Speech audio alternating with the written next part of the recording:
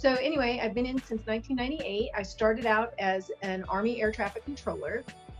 And then in 2007, I went to my new unit where I became an aircraft fuel handler.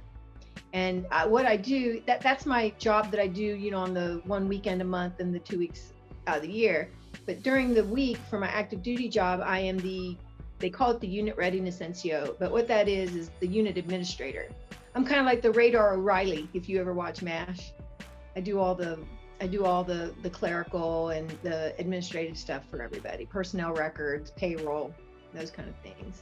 If somebody has a problem, and sometimes the soldiers come to me with problems that aren't even related to the military, and they'll talk to me, and I'll do whatever I can to either just let them, sometimes they just want somebody to listen.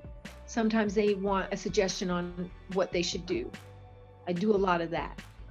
And I know that they appreciate it. They tell me all the time that they appreciate it. Okay, so I joined in 1998, and I joined on a dare.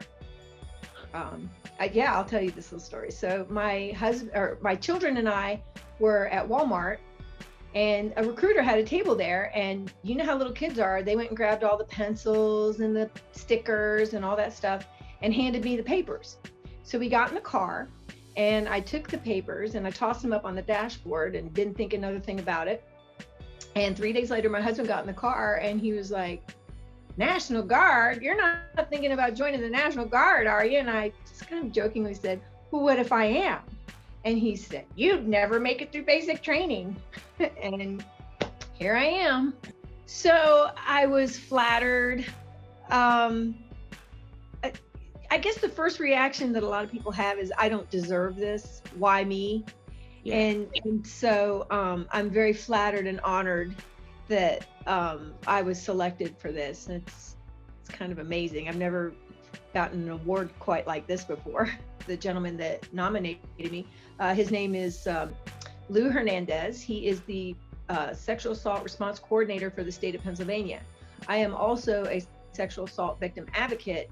And by working, I was working with him, and he decided that I should be nominated for this. So I am actually getting ready to retire.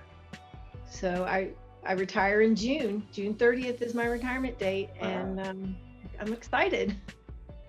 For my retirement, all I wanted, I managed 2 little detachments here at Fort Indiantown Gap, the medevac unit and the Lakota unit. So I asked him, I said, all I want is a picture of myself with the Lakota unit people on one side and the medevac people on the other side in front of a helicopter. And they made it happen.